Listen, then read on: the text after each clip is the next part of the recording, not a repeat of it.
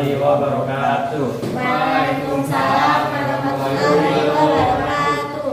Selamat siang teman-teman semuanya. Pada kesempatan kali ini saya Andra Utama Negara dan teman saya Muhammad Alvin Irawan ingin menjelaskan materi tentang interaksi antara desa dan kota dalam lingkup antroposfer. Nah, agar memudahkan kalian semua, aku ingin memberikan gambaran tentang interaksi antara desa dan kota. Jadi salah satunya itu pas kalian bisa lagi makan ayam geprek itu di suatu wilayah perkotaan, nah terus kalian kayak misalnya kepikiran kalau semua komponen yang ada di piring kalian itu kayak misalnya nasi, kayak beras buat nasinya, terus kayak ayamnya, terus kayak sayur-sayurannya itu asalnya dari mana ya? Kan kalian tahu sendiri bahwa di wilayah perkotaan itu sangat jarang seperti lahan-lahan pertanian, peternakan dan lainnya. Nah, kalau kalian makan di wilayah perkotaan, bahan-bahan yang aku sebutkan tadi itu besar kemungkinan asalnya itu dari desa. Nah, nggak cuma contoh satu itu aja, ada satu lagi pas kalian bisa lagi pas pulang kampung. Nah, biasanya pas lagi lebaran, terus kalau misalnya kampung kalian di wilayahnya pedesaan, itu kalian banyak ngelihat warga di sana yang menggunakan kendaraan bermotor.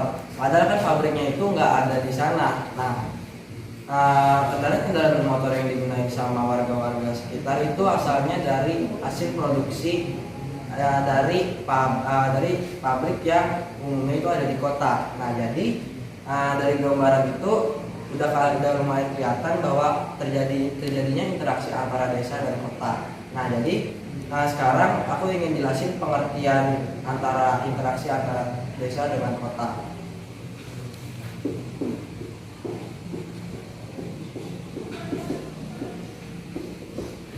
Nah, jadi ini adalah pengertian dari interaksi desa dengan kota. Jadi interaksi desa dan kota itu adalah hubungan saling mempengaruhi antara wilayah desa dengan kota. Nah, dari interaksi tersebut juga menghasilkan dampak bagi kedua wilayah tersebut. Interaksinya itu bisa berupa apa aja? Interaksinya itu bisa berupa pergerakan manusia, perpindahan barang, dan juga pertukaran informasi yang didorong oleh kebutuhan saling melengkapi.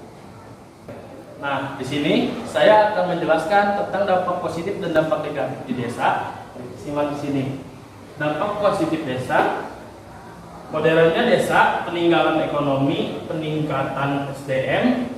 Dampak positif bagi kota: pasokan bahan baku, tenaga kerja, tambahan.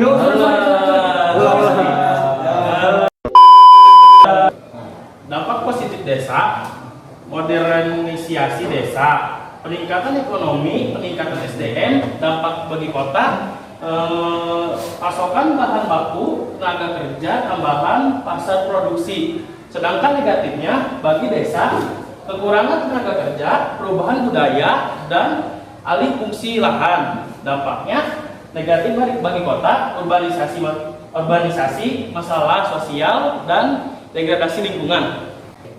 Di sini saya ingin menjelaskan faktor-faktor terjadinya interaksi antara desa dan kota. Jadi, menurut Edward Pullman, seorang ahli geografi dari Amerika Serikat, ada 3 faktor utama pendorong terjadinya interaksi antara desa dan kota. Nah, di sini saya akan menjelaskan faktor yang pertama, yaitu adalah region komplementari atau wilayah yang saling melengkapi.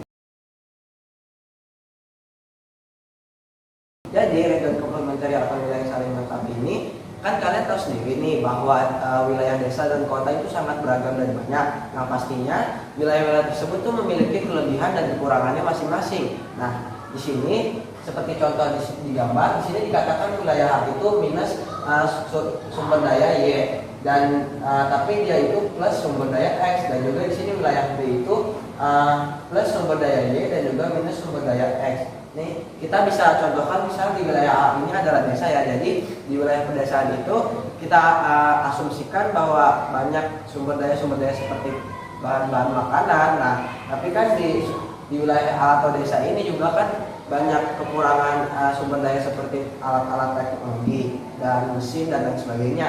Nah, di wilayah B ini kita anggap bahwa ini wilayah kota ya. Jadi kita asumsikan sumber dayanya itu lebih maju soal seperti alat-alat elektronik, mesin, dan juga hasil barang industrinya. Tapi di wilayah kota itu kita ketahui bahwa dia itu minus sumber daya bahan-bahan pangan. Nah, karena adanya kelebihan dan kekurangan masing-masing di antara wilayah A dan wilayah B, maka terjalinlah interaksi antara wilayah A dan wilayah B, karena kekurangan wilayah A itu dipenuhi oleh wilayah B dan kekurangan wilayah B itu dipenuhi oleh wilayah A.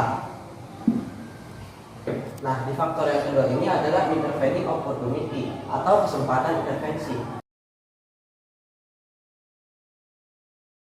Jadi, maksud faktor yang kedua ini adalah adanya alternatif wilayah lain yang bisa menyuplai bagi kedua wilayah tersebut. Nah, hal tersebut otomatis akan melemahkan jaringan interaksi antara wilayah yang awalnya itu saling berinteraksi. Agar lebih mudah dipahami, saya jelaskan lewat gambar. Jadi, di sini dikatakan wilayah itu minus sumber daya Y dan juga wilayah dan juga plus sumber daya X, dan di wilayah B dia itu plus sumber daya Y tapi dia minus sumber daya X. Nah, awalnya wilayah A dan wilayah B itu saling berinteraksi satu sama lain karena kebutuhan wilayah A dan wilayah B itu kan sama-sama dilengkapi oleh kedua wilayah tersebut. Jadi kekurangan dan kebutuhannya itu saling dilengkapi. Nah, tiba-tiba ada alternatif lain nih, wilayah C.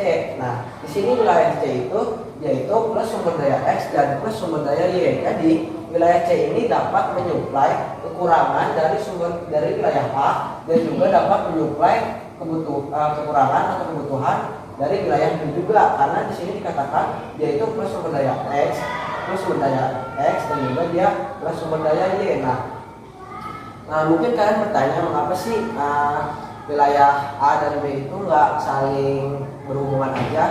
Di sini mungkin karena wilayah C itu memiliki jarak yang lebih dekat antara wilayah A dan wilayah B, dan juga sumber daya wilayah C itu mungkin lebih lengkap, makanya terjadilah intervening opportunity. Oke, sekarang saya jelaskan faktor ketiga terjadinya pendorongnya terjadinya interaksi antara desa dan kota, yaitu adalah spatial transferability. Maksudnya apa? Jadi kemudahan terhadap accessibility suatu wilayah itu sangat mempengaruhi terjadinya interaksi. Nah, contohnya di sini wilayah A, wilayah C dan wilayah B. Jadi di sini dikatakan bahwa wilayah A itu plus sumber daya X, tapi dia minus sumber daya Y, dan juga wilayah C itu plus sumber daya Y dan minus sumber daya X, dan wilayah B itu plus sumber daya Y dan minus sumber daya X, sama seperti wilayah C. Tapi wilayah A ini lebih menjalin interaksi dengan wilayah C. Mengapa? Karena jaraknya itu atau akses terhadap wilayah C itu lebih mudah dibanding wilayah B. Jadi maksud spatial transferability adalah kemudahan dalam akses dan jarak antara suatu wilayah. Sekian presentasi dari kelompok kami. Apakah ada yang ingin bertanya? Saya. Ya. Perkenalkan, Assalamualaikum warahmatullahi wabarakatuh. Waalaikumsalam warahmatullahi wabarakatuh. Perkenalkan, saya Agit dari kelompok 6. Aku ingin nanya, pas tadi di faktor yang kedua bisa sebutkan ulang nggak mengapa interaksi antara wilayah A dan B semakin melemah? Oke. Terima kasih. Oke, di sini saya ingin menjawab pertanyaan dari Agit. Tadi dia menanya kenapa interaksi antara wilayah A dan wilayah B itu bisa melemah ya? Karena adanya intervensi atau kesempatan intervensi. Nah, karena di sini wilayah C itu memiliki sumber daya yang lebih lengkap dan mungkin jaraknya itu juga bisa lebih dekat kan dibanding wilayah A dan wilayah B. Makanya karena adanya yang memenuhi kekurangan antara wilayah A dan wilayah B, karena kan awalnya wilayah A dan wilayah B itu kan saling bergantung nih, tapi sekarang udah ada wilayah C yang mungkin memiliki sumber daya lebih lengkap. Nah, hal tersebut otomatis akan melemahkan interaksi antara wilayah A dan wilayah B. Saya ingin bertanya. Ya, boleh. Perkenalkan, nama saya Rafadan Putra dari kelompok 6. Saya ingin bertanya, bisa disebutkan lagi nggak dampak positif interaksi desa dan kota bagi wilayah kota? Oke, di sini saya akan menjawab pertanyaan dari Rafif tentang dampak positif kota. 1. Pasokan bahan baku. 2. Tenaga kerja. 3. Pasar produksi. Sekian presentasi dari kelompok 4 yang diwakili oleh saya dan juga Muhammad Alvin. Semoga dari presentasi kita berdua bisa menambah pengetahuan kalian tentang materi interaksi antara desa dan kota.